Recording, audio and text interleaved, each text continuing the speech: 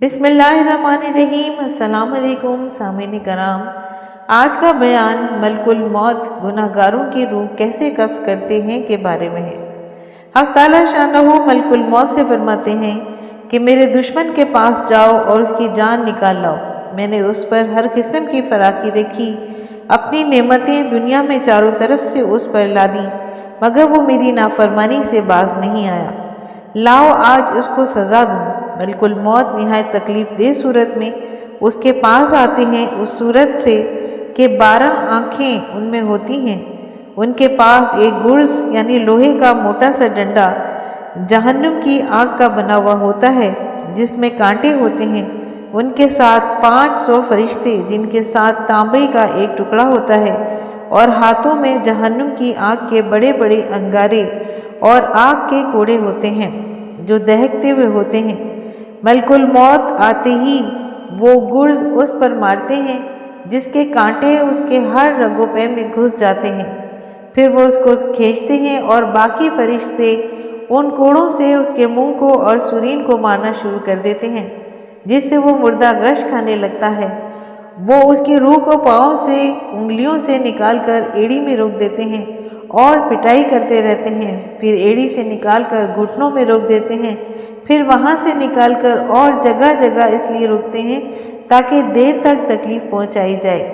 پیٹ میں روک دیتے ہیں، پھر وہاں سے کھینچ کر سینے میں روک دیتے ہیں، پھر فرشتے اس تانبے کو اور جہنم کے انگاروں کو اس کی ٹھوڑی کے نیچے رکھ دیتے ہیں، اور ملک الموت علیہ السلام کہتے ہیں کہ اے ملعون روح نکل اور اس جہنم کی طرف چل جس کی صفت قرآن پاک سورہ واقعہ آیت نمبر 2 میں فی سموم و حمیم میں ہے، جس کا ترجمہ یہ ہے کہ وہ لوگ آگ میں ہوں گے اور کھولتے ہوئے پانی میں اور سیاہ دھوئیں کے سائے میں، جو نہ ٹھنڈا ہوگا نہ فرد بخش ہوگا بلکہ نہایت تکلیف دینے والا ہوگا۔ پھر جب اس کی روح بدن سے رخصت ہوتی ہے تو وہ بدن سے کہتی ہے کہ حق تعالی شانہ تجھے برا بدلہ دے، تو مجھے اللہ کی نافرمانی میں جلدی سے لے جاتا تھا اور اس کی اطاعت میں سستی کرتا تھا، تو خود بھی ہلاک ہوا اور مجھے بھی ہلاک کیا۔ اور یہی مضمون بدن روح سے کہتا ہے، اور زمین کے 2 حصے جن پر وہ اللہ کے گناہ کیا کرتا تھا اس پر لعنت کرتے ہیں، اور شیطان کے لشکر دوڑتے ہوئے اپنے سردار ابلیس کے پاس جا کر خوشخبری سناتے ہیں کہ ایک آدمی کو جہنم تک پہنچا دیا گیا ہے۔ پھر جب وہ قبر میں رکھا جاتا ہے تو زمین اس پر اتنی تنگ ہو جاتی ہے کہ اس کی پسلیاں ایک دوسرے میں گھس جاتی ہیں، پھر اس پر کالے سانپ مسلط ہو جاتے ہیں اور جو اس کی ناک اور پاؤں کے انگوٹھے سے کاٹنا شروع کر دیتے ہیں، یہاں تک کہ درمیان میں دونوں جانب سے سانپ آ کر مل جاتے ہیں۔ پھر اس کے پاس 2 فرشتے منکر نکیر جن کی ہیئت بھی پہلے بتائی جا چکی ہے آتے ہیں اور اسے پوچھتے ہیں کہ تیرا رب کون ہے، تیرا دین کیا ہے، تیرے نبی کون ہے۔ وہ ہر سوال کے جواب میں لا علمی ظاہر کرتا ہے اور اس کے جواب پر اس کو گرز سے اس قدر زور سے مارتے ہیں کہ اس گرز کی چنگاریاں قبر میں پھیل جاتی ہیں، اور اس کے بعد اس کو کہتے ہیں کہ اوپر دیکھ۔ وہ اوپر کی جانب جنت کا دروازہ کھلا ہوا دکھتا ہے، اس کی باغ و بہار وہاں سے نظر آتی ہیں۔ وہ فرشتے اس سے کہتے ہیں کہ اللہ کے دشمن، اگر تو اللہ تعالی شانہ کی اطاعت کرتا ہو تو یہ تیرا ٹھکانہ ہوتا۔ حضور اقدس صلی اللہ علیہ وآلہ وسلم فرماتے ہیں کہ اس ذات کی قسم جس کے قبضے میں میری جان ہے، اس کو اس وقت ایسی حسرت ہوتی ہے کہ ایسی حسرت کبھی نہ ہوگی۔ پھر دوزخ کا دروازہ کھولا جاتا ہے اور وہ فرشتے کہتے ہیں کہ اللہ کے دشمن، اب یہ تیرا ٹھکانہ ہے، اس لیے کہ تو نے حق تعالی شانہ کی نافرمانی کی۔ اس کے بعد 70 دروازے جہنم کے اس کی قبر میں کھول دیے جاتے ہیں، جن میں سے قیامت تک گرم ہوائیں اور دھواں وغیرہ آتا رہتا ہے۔ محدثین رحم اللہ اس حدیث پر سند کے اعتبار سے کچھ کلام کرتے ہیں، لیکن اس کے مضامین کی تائید بہت سی روایت سے ہوتی ہے۔ اتحاف بالخصوص حضرت برا بن عازب رضی اللہ تعالیٰ عنہ اور حضرت ابو ہریرہ رضی اللہ تعالیٰ عنہ کی روایتیں جو مشکوات شریف کی کتاب الجنائز میں اور باب اثبات عذاب القبر میں ہیں، اگر کوئی ان کا ترجمہ دیکھنا چاہے تو مظاہر حق میں دیکھا جا سکتا ہے۔ یہ منظر بہت زیادہ نگاہ میں رکھنے کے قابل ہے کہ بہت سخت منظر ہے، بہت کثرت سے احادیث میں اس کے واقعات ذکر کیے گئے ہیں۔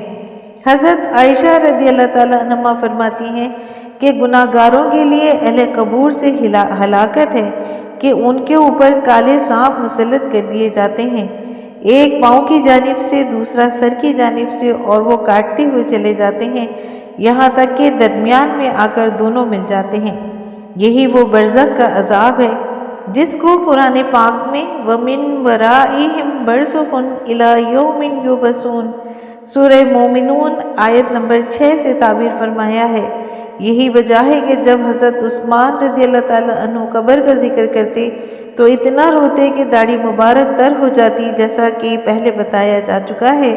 اسی وجہ سے حضور اقدس صلی اللہ علیہ وسلم کی دعاؤں میں بہت کثرت سے عذاب قبر سے پناہ مانگی گئی ہے تاکہ لوگ کثرت سے اس کی دعا مانگیں، ورنہ حضور اقدس صلی اللہ علیہ وسلم خود تو معصوم ہیں، اور اسی بنا پر حضور اکرم صلی اللہ علیہ وسلم کا وہ ارشاد ہے کہ تم خوف کی وجہ سے مردوں کو دفن کرنا چھوڑ دو گے، ورنہ میں اللہ تعالیٰ سے دعا کرتا کہ تمہیں عذاب قبر سنا دے، اور جو کچھ متقاضائے عدل ہے، اس لیے کہ آدمی اس عالم میں صرف اللہ تعالیٰ شانہ کی عبادت کے لیے بھیجا گیا تھا، اور حق تعالیٰ شانہ نے اپنے تمام جانی اور مالی احسانات کے ساتھ قرآن پاک میں یہ بات جتا بھی دی تھی کہ تمہیں اس عالم میں صرف عبادت کے لیے بھیجا جاتا ہے، اور اس پر بھی متنبہ کر دیا گیا تھا کہ زندگی صرف امتحان کے لیے دی گئی ہے کہ ہمارے ان احسانات میں کیا کارگزاری ہے، اور موت اس امتحان کا نتیجہ سنانے کے لیے ہے۔ اور وہ خدائے عز و جل بڑا عالی شان ہے جس کے قبضے میں تمام سلطنت ہے، اور وہ ہر چیز پر قادر ہے، جس نے موت اور زندگی کو پیدا کیا تاکہ تمہاری آزمائشیں کرے کہ تم میں کون شخص زیادہ اچھے اعمال کرنے والا ہے۔ اور جب یہ کہ دنیا امتحان کی جگہ ہے اور جن و انس کی پیدائش کی حکمت صرف عبادت ہے، اور دنیا کے جتنی لذتیں، راحتیں اور سامان دیے گئے ہیں وہ صرف اس لیے دیے گئے ہیں کہ اپنی ضرورت کے بقدر ان سے نفع اٹھائیں، اور کم سے کم ضرورت پوری کرنے کے بعد جو کچھ بھی بچے وہ اپنے ہی نفع کے لیے، اپنے ہی کام آنے کے لیے اللہ تعالیٰ شانہ کے خزانے میں جمع کر دیں۔ پھر کتنی غفلت اور حسرت اور خسارے کی بات ہے کہ ہم ان میں لگ کر حق تعالیٰ شانہ کے احکامات کو بھی بھول جائیں، اور اس سے بھی آنکھ بند کر لیں کہ ہم کیوں آئے تھے اور یہ سب ہمیں کیوں دیا گیا تھا، ہم کس چیز میں لگ گئے۔ اور اصل حسرت اس وقت ہوتی ہے جب یہ ہزاروں کی مقدار بڑی محنت اور جانفشانی سے کمائی ہوئی اپنے اوپر خرچ کی تنگی کر کے جمع کی ہوئی دوسروں کے لیے چھوڑ کر خود خالی ہاتھ دفتن اس عالم سے چلا جانا پڑے۔ اگر ہمیں کچھ بھی عقل کا حصہ ہے تو تھوڑی دیر بالکل تنہا مکان میں بیٹھ کر یہ منظر سوچنے اور غور کرنے کا ہے کہ اگر اسی وقت ملک الموت آ جائیں تو میرا کیا بنے گا، اور اس سازو سامان کا کیا بنے گا جو برسوں کی محنت ہے، برسوں کی کمائی ہے، برسوں کا جوڑا ہوا ہے۔ اسی واقعے کے مناسبت سے حضرت وہاب بن منبہ کہتے ہیں کہ ایک بادشاہ تھا جس کا ارادہ اپنی مملکت کی زمین کی سیر کا اور حال دیکھنے کا ہوا۔ اس کے لیے شاہانہ جوڑا منگوایا گیا، ایک جوڑا لایا گیا، وہ پسند نہ آیا، دوسرا منگایا گیا، غرض بار بار رد کے بعد نہایت پسندیدہ جوڑا پہن کر سواری منگائی گئی، ایک عمدہ گھوڑا لایا گیا، وہ پسند نہ آیا، اس کو واپس کر کے دوسرا تیسرا منگوایا گیا، جب وہ بھی پسند نہ آیا تو سب گھوڑے سامنے لائے گئے، ان میں سے بہترین گھوڑا پسند کر کے سوار ہوا۔ شیطان مردود نے اسی وقت اور بھی نخوت ناک میں پھونک دی، نہایت تکبر سے سوار ہوا، حشم میں قدم، فوج پیادہ ساتھ لیے، مگر بڑائی اور تکبر سے بادشاہ ان کی طرف دیکھنا بھی گوارا نہ کرتا تھا۔ راستے میں چلتے چلتے ایک شخص نہایت خستہ حال پرانے کپڑے میں ملا، اس نے سلام کیا، بادشاہ نے التفات بھی نہ کیا، اس خستہ حال نے گھوڑے کی لگام پکڑ لی، بادشاہ نے اس کو ڈانٹا کہ لگام چھوڑ دو، اتنی بڑی جرت کرتا ہے۔ اس نے کہا کہ مجھے تجھ سے ایک کام ہے۔ بادشاہ نے کہا اچھا صبر کر، جب میں سواری سے اتروں گا اس وقت کہہ لینا۔ اس نے کہا نہیں ابھی کہنا ہے، اور یہ کہہ کر زبردستی لگام چھین لی۔ بادشاہ نے کہا کہ بہت راز کی بات ہے، کان میں کہنی ہے۔